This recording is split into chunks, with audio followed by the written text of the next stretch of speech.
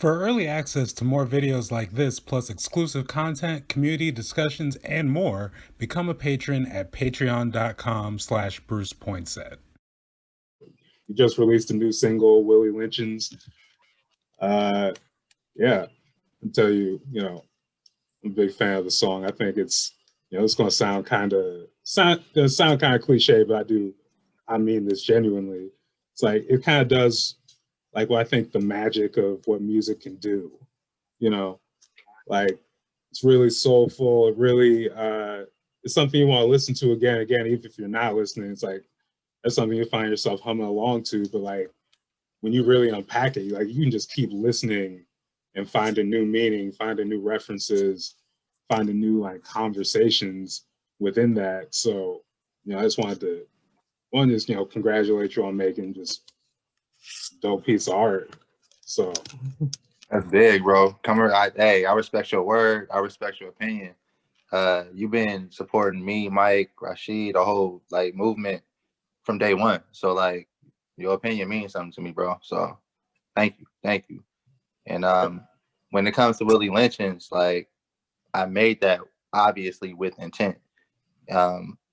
Like those type of conversations I want to have in the classroom.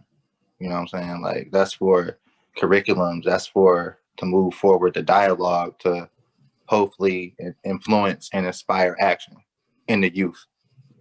So that's what I'm looking to do with that song. Yeah, that's what's up. Like, I just think about, you look at, just some of the references packed in there. Obviously, a lot of allusions to the Max incident, and I think that's one thing with thing that like caught my eye.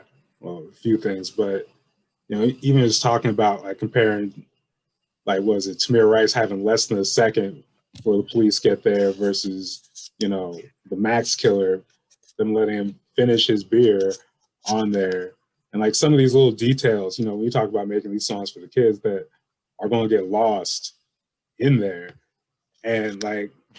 And it's like I know, and I probably should ask you about this. I'm not sure if you can talk about this legally, but like I remember, seeing was it a few years ago, back when they had you and like a comrade of yours like circled and surrounded.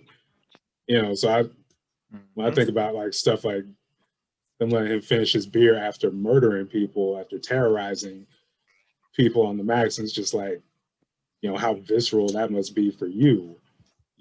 But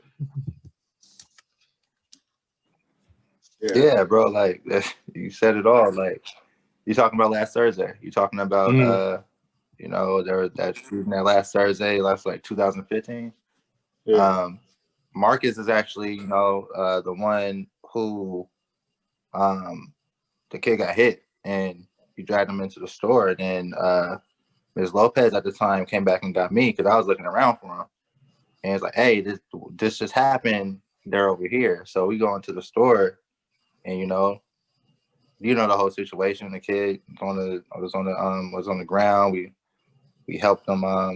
We nursed his wounds, and the cop at the door busting jokes, not helping, just standing idly by while the whole store is like, "What are you doing?" They're getting us water. They're getting us little all they can to help stop the bleeding and all of that. And then when we walk out, like we're expecting to be on a police report for helping the situation.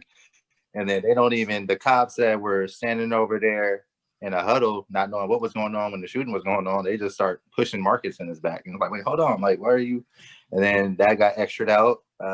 Confrontation happened. And they wound up all shooting us, for disturbing the crime scene. They got us for resisting arrest. Disturbing the crime, something with the crime scene, but it's like y'all told us to leave, we were leaving, and come to find out, if I'm not mistaken, one of the officers shot